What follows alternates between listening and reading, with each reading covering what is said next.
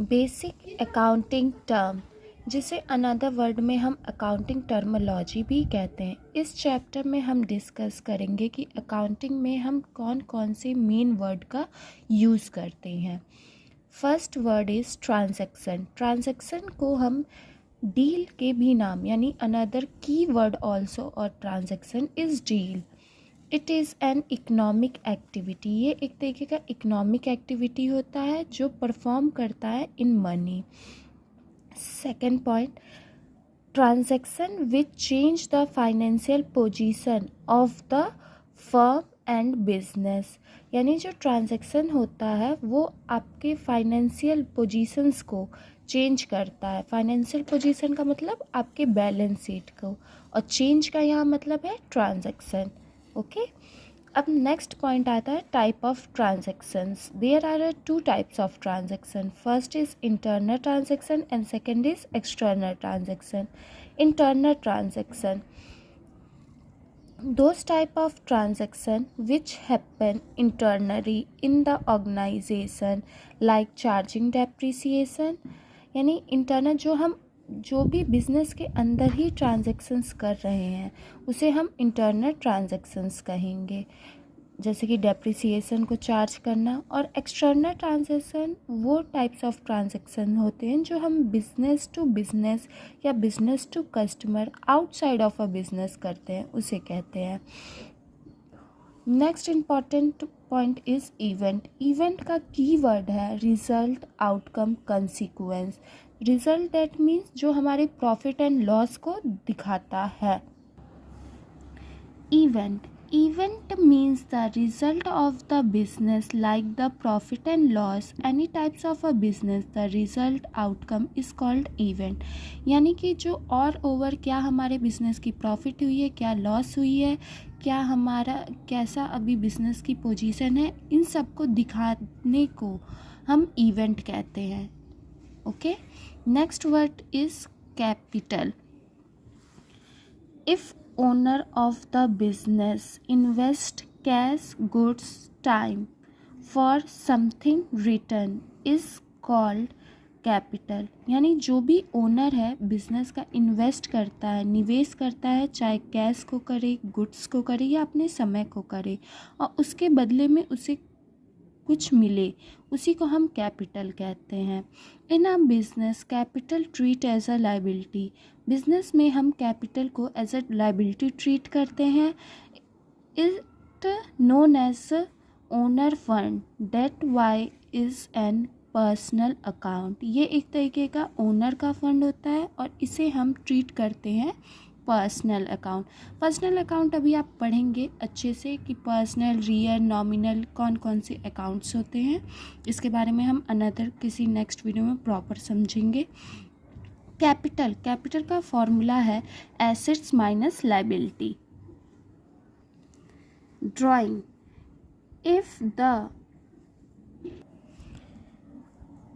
if the owner of the concern withdraw anything, cash, goods, for his personal use or private use is called drawing। जब कभी भी कोई owner withdraw करता है cash का या किसी गुड्स का अपने पर्सनल यूज़ के लिए, उसी को हम ड्राइंग कहते हैं। फॉर एग्जांपल जैसे कि LIC, अगर कोई ओनर अपना खुद का LIC पेमेंट कर रहा है तो वो ड्राइंग कहलाएगा। बट इन बिजनेस अगर वो किसी गुड्स का इंश्योरेंस करवा रहा है, उसकी प्रीमियम पेड कर रहा है, तो उसे हम एक्सपेंडिचर कहेंगे। ओके, और ड्राइंग जो होता है वो एक तरीके का पर्सनल अकाउंट है। ठीक है। Bank overdraft is such type of credit facility which has given by bank to its reputed customer on his current account. It is a personal account. It is a types of loan. Bank overdraft basically bank जो होती है वो अपने reputed customer को देती है उनके current account में, और ये एक तरीके का लोन है, और ये ज़्यादा से ज़्यादा कह सकते हैं हम बिजनेसमैन बैंक ओवरड्राफ्ट का यूज़ करते हैं। Next point is assets. अगर अभी तक आपने जितना भी देखा उसमें आपको सारी चीज़ें क्लियर है, समझ में आई है, तो वीडियो को लाइक कीजिए, चैनल को सब्सक्राइब कीजिए, और अगर कहीं डाउट है आपको तो आप कमेंट करके पूछ सकते हैं, और जो इम्पॉर्टेंट वर्ड्स हैं उसको आप ज़रूर अपनी नोट्स में अंडरलाइन कीजिएगा, क्योंकि उन वर्ड से भी हम रिवीजन कर लेते हैं। चलिए, नेक्स्ट है assets. Assets are those type of things which have following features. Assets के कुछ फीचर्स होते हैं। First, it must be valuable. ये its must be own by business और human being. It must be major in term of money. यानी जो assets होती हैं वो बेसिकली वैल्यूएबल होनी चाहिए। बिजनेसमैन या ह्यूमन बीइंग उसका ओन करना चाहिए, या उसको हम मेज़र कर सके in form of money. Okay, there are types of assets. There are three types of assets. First is non-current assets, जिसे हम fixed assets भी कहते हैं, current asset and fictitious asset. Non-current assets को हम again two parts में divide करते हैं, tangible and intangible. Now, non-current assets are those types of assets which hold for more than one financial period and beneficial for the long period of time in the business, like land, building, plant and machinery, furniture and fictitious computer, motor vehicles and so on. यानी non current asset, जिसे हम fix assets भी कहते हैं, ये एक साल से अधिक, वन फाइनेंशियल पीरियड मतलब एक साल से अधिक समय तक चले, ये लॉन्ग पीरियड ऑफ टाइम होता है। जैसे कि एग्जांपल आप देख सकते हो, लैंड होता है, बिल्डिंग होता है, plant and machinery and so on. It is called capital assets. इसे हम कैपिटल एसेट्स भी कहते हैं। Generally this assets are heavy value in nature. ये जनरली हम देखते हैं कि जो भी नॉन करेंट एसेट्स होती है वो हैवी वैल्यू इन नेचर होती है। सेकेंड, नॉन करेंट एसेट्स के टाइप्स हैं। फर्स्ट इज टेंजिबल एसेट्स, जिसे हम कहते हैं tangible assets are those asset which are feel, see, touch, जिसे हम फील कर सके, देख सके, टच कर सके। जैसे कि एग्जाम्पल इसके क्या होंगे, प्लांट होंगे, बिल्डिंग्स होंगे, plant and machinery and so on.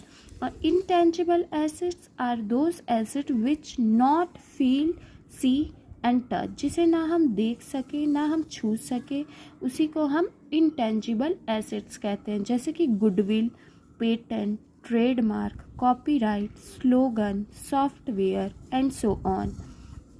Next is current assets. Current assets are those type of assets which hold one financial period and easy to convert in the form of cash. यानी current assets वो assets होती हैं जो कि one financial period ही आपकी चले और जिसको हम इजी फॉर्म में कन्वर्ट कर सके कैश में। इसके एग्जांपल्स हैं stocks, debtor, BR, bank, short term investment. Next is fictitious assets. Fictitious assets are those type of assets which have non further benefit of relation of cash, like advertisement, suspense, account loss, debit balance, PL account. It is also called artificial asset. fictitious assets वो assets होती हैं जिसका हमें कोई benefit नहीं होता cash में, उसी को हम fictitious के assets कहते हैं और इसी को हम artificial assets भी कहते हैं। Liquid assets are those assets which are able in the form of cash or can be quickly converted into cash, such as cash, bill, receivable and check, जिसको हम जल्दी से जल्दी तुरंत हम कैश की फॉर्म में कन्वर्ट कर दे, उसी को हम लिक्विड एसेट्स कहते हैं। वेस्ट एसेट्स वो एसेट्स होते हैं जो कि जब हम जो प्रोसेस होता है प्रोडक्शन का उस समय जो वेस्टेज निकलते हैं उसी को हम वेस्ट एसेट्स कहते हैं। Debtor are person or a firm who own money to business due to the credit sale। ठीक है, जो क्रेडिट सेल पे हो उसे हम डेप्टर कहते हैं, या आप कह सकते हैं अनदर वर्ड में कि debtor which create against credit sale, यानी डेप्टर बनाते हैं जब हमें क्रेडिट सेल करना होता है फर्म की या किसी इंस्टीट्यूट्स की, उसी को हम डेप्टर कहते हैं। और ये आपका किस में जाता है, पर्सनल अकाउंट में जाता है। अब types of debtor, good debtor, bad debtor, doubtful debtor. Good debtor are those type of debtor who pay the amount on time, यानी कि जो अमाउंट जो होता है वो ऑन टाइम पे कर दे, वो गुड डेटर कहलाता है। Bad debtor do not pay amount on time, जो टाइम पे पेमेंट ना करे वो बैड डेटर कहलाता है। Doubtful debtor are those type of debtor, doubtful debtor are those type of debtor may और may not be pay the amount, यानी जो पे भी कर सकता है नहीं भी पे कर सकता है, उसी को हम डाउटफुल डेटर कहते हैं, यानी 50-50 का रेशियो रहता है। डाउटफुल डेप्टर के ही कारण हम मेंटेन करते हैं प्रोविज़न, जिसमें आप कभी अकाउंटिंग पढ़ते होंगे तो उसमें आपका आता है प्रोविज़न फॉर डाउटफुल डेटर। और प्रोविज़न को हम नॉन लायबिलिटी के नाम से भी जानते हैं, ये आप याद रखिएगा। ठीक है, next point is creditor. Creditor are those person और firm which create against credit purchase. It is a personal account or it is a types of current liability। ये एक तरीके से current liability होती है, ये personal account में जाती है और ये create होता है against credit purchase के behalf में। Okay, next liability, whatever any organization or individual whatever amount have to pay in term of money is called liability. It is a personal account। liability क्या होती है, कोई भी organisation हो चाहे वो इंडिविजुअल हो, जब वो अमाउंट को पे करना होता है उसे जो निश्चय समय दिए गए हैं, उसी को हम liability कहते हैं। There are two types of liability. First is on the basis of understanding. On the basis of understanding में individual liability and external liability include. Internal liability are those type of liability which a business have to pay its owner is called internal liability, like capital। जो हम business के अंदर ही liabilities को पे करें उसे हम internal liability कहते हैं। एक्सटर्नल लाइबिलिटी जो हम बिजनेस के बाहर पे करें, पे आउटसाइड, ओके, उसे हम एक्सटर्नल लाइबिलिटी कहते हैं। जैसे कि हो गया क्रेडिटर, हो गया बिल पेपर, हो गया आउटस्टैंडिंग एक्सपेंस, हो गया लोन, हो गया। अब हम बात करते हैं सेकंड टाइप्स ऑफ लाइबिलिटी की, जिसको हम कहते हैं on the basis of accounting.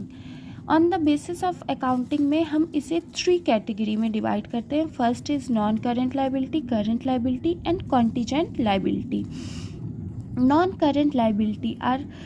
Current liability basically वो लाइबिलिटी होती है जो होल्ड करे मोर देन 1 फाइनेंशियल पीरियड को, उसी को हम नॉन करेंट लाइबिलिटी कहते हैं। जैसे कि इसको हम लॉन्ग टर्म लोन या डिबेंचर भी कह सकते हैं।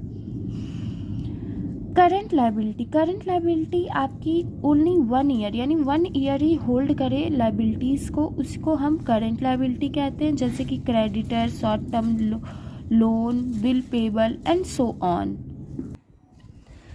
Contingent liability are those type of liability which may or may not be paid on the happen of some specific event is called contingent liability।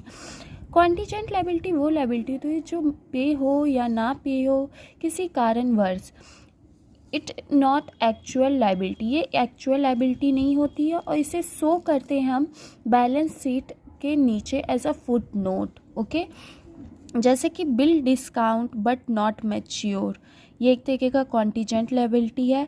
If any suit pending in a court, या मान लीजिए आपकी firm है, another firm उस पर case कर दी और वो केस अभी चल रहा है, तो वो एक तरीके से कॉन्टीजेंट लायबिलिटी की कैटेगरी में इंक्लूड होगा। अब समझ लीजिए फाइनेंशियल ईयर। अकाउंटिंग में फाइनेंशियल ईयर 1 अप्रैल से 31 मार्च तक चलता है और इस फाइनेंशियल ईयर को बनाने वाली इंस्टीट्यूट है CBDT, जिसे हम कहते हैं central board of direct tax. Next important point is stock which is purchase for resale in the business is called stock. Stock क्या होता है? जिसे हम अगेन बेचने के लिए खरीदे हों, उसी को हम स्टॉक कहते हैं। There are 2 types of stock. दो प्रकार के स्टॉक्स होते हैं। First is open stock, second is closing stock. Opening stock को हम कह सकते हैं कि फाइनेंशियल पीरियड की बिगनिंग में जो होता है उसे ओपनिंग स्टॉक कहते हैं। क्लोजिंग स्टॉक फाइनेंशियल पीरियड के आपके एंड में होता है, उसे हम क्लोजिंग स्टॉक कहते हैं। Goods it including all those stock which are able resale and production, यानी गुड्स को हम कह सकते हैं कि जो भी टोटल आपके स्टॉक्स हैं जिसमें आपको रीसेल करना है, प्रोडक्शन करना है, उन सबको हम गुड्स कहते हैं। Inventory word use for the stock which are use in the process of manufacturing और प्रोडक्शन। इन्वेंट्री वर्ड का हम यूज़ करते हैं जब हमें वो कोई भी स्टॉक्स हो, जब वो प्रोसेस किस में हो, मैन्युफैक्चरिंग यानी बनाने के प्रोसेस में हो या प्रोडक्शन के प्रोसेस में, उसे हम इन्वेंट्री कहते हैं। टाइप्स ऑफ इन्वेंट्री, 4 टाइप्स की आपकी इन्वेंट्री होती है। First is inventory of raw material, इसे हम कहते हैं प्रोसेस ऑफ प्रोडक्शन, यानी फर्स्ट है जहाँ पे हम कच्चे गुड्स को यूज़ कर रहे हैं, बना रहे हैं, फर्स्ट स्टेप होता है, उसी को हम कहते हैं inventory of raw material. Next inventory of work in progress, यानी कि पार्टी या सेमी फाइनल गुड्स जो यानी आधे कंप्लीट हो गए हों, बन चुके हों लक्षम, उसी को हम कहते हैं inventory of work in progress. Next is inventory of final good, यानी जो रेडी फॉर सेल यानी जिसे हम बेचने के लिए तैयार हो, उसे हम इन्वेंट्री ऑफ फाइनल गुड्स कहते हैं। फिर नेक्स्ट आता है आपका inventory of stock and trade, जो एबल हो रीसेल के लिए यानी अगेन बेचने के लिए तैयार हो जाए। Discount is a price reductions offered by seller to buyer, यानी सेलर जब बायर को कुछ प्राइस रिड्यूस करके देता है उसी को हम डिस्काउंट कहते हैं। Types of discount, there are 2 types of discount, trade discount and cash discount. Trade discount वो टाइप्स ऑफ डिस्काउंट्स होते हैं जो अट्रैक्ट करते हैं किसी भी कस्टमर को, और ट्रेड डिस्काउंट बिना मांगे यानी कि रिसीव और गेट विदाउट आस्किंग, बिना मांगे आपको मिलता है, उसी को हम ट्रेड डिस्काउंट कहते हैं। ट्रेड डिस्काउंट्स जो होते हैं does not consider in the book of accounting, यानी ट्रेड डिस्काउंट को हम अकाउंटिंग बुक में नहीं दिखाते हैं, ठीक है, उसी को हम ट्रेड डिस्काउंट कहते हैं। Next is cash discount. Cash discount are those type of discount give for increase the prompt payment of cash, यानी अगर आप पैसे की एक ही बैग ज़्यादा पेमेंट कर दे रहे हो तो वहाँ पे आपको कैश डिस्काउंट प्रोवाइड किया जाता है, और इसको हम अकाउंटिंग बुक में दिखाते हैं। जैसे सपोज डैट आप एक कार खरीदने जा रहे हो और कार आपकी 15 लाख की है और आपको डाउन पेमेंट करना था 2 लाख, बट आप वहाँ पे सडनली आपने डिसाइड किया कि आप वहाँ पे डाउन पेमेंट 8 लाख करोगे, तो वहाँ पे जो आपको डिस्काउंट मिलेगा वो आपको कैश डिस्काउंट मिलेगा। Okay, next life stock, living things जो होती हैं हम एज अ एसेट्स रखते हैं बेचने के लिए, जैसे कि एनिमल हो गया एंड सो ऑन, उसी को हम लाइफ स्टॉक कहते हैं। इंसॉल्वेंसी क्या होती है? दोज पर्सन या वो or firms to not capable to pay the capital and liability is called insolvency, यानी कि वो पर्सन या वो फर्म जो यानी पेमेंट ना कर सके किसका, एसेट्स का, अपनी कैपिटल का और लाइबिलिटी का, उसी को इंसॉल्वेंसी कहते हैं। एक्सपेंस का मतलब होता है कि इंकर्ड करे आपके प्रोसेस ऑफ प्रोडक्शन को और सेलिंग को, गुड्स एंड सर्विस की, और बेसिकली आपकी एक्सपेंस में कॉस्ट ऑफ गुड्स सोल्ड और रेंट, कमीशन, ये सारी चीज़ें इंक्लूड होती है। एक्सपेंडिचर, जब हम डिस्ट्रीब्यूशन करते हैं कैश का या किसी प्रॉपर्टीज़ का, और उस समय जो लायबिलिटी इंकर होती है यानी कि बढ़ती है, उसे हम एक्सपेंडिचर कहते हैं। और ये आपकी उस समय इसको हम एक्सपेंडिचर कहते हैं। एक्सपेंडिचर आपके दो प्रकार के होते हैं, first is capital and second is revenue. Capital expenditure वो एक्सपेंडिचर्स होते हैं जो कि आपके लॉन्ग पीरियड ऑफ टाइम हो, या कह सकते हैं बिजनेस में वो खर्च जो हमारे लिए लंबे समय के बाद फ़ायदेमंद हो। जैसे कि आप प्लांट एंड मशीनरी खरीद लो, बिल्डिंग्स खरीद लो, इसी को हम capital expenditure, beneficial for a long period of time. Revenue expenditure वो एक्सपेंडिचर्स होती हैं जो बेनिफिट होती है आपके वन फाइनेंशियल पीरियड में, इसी को हम रिवेन्यू एक्सपेंडिचर कहते हैं।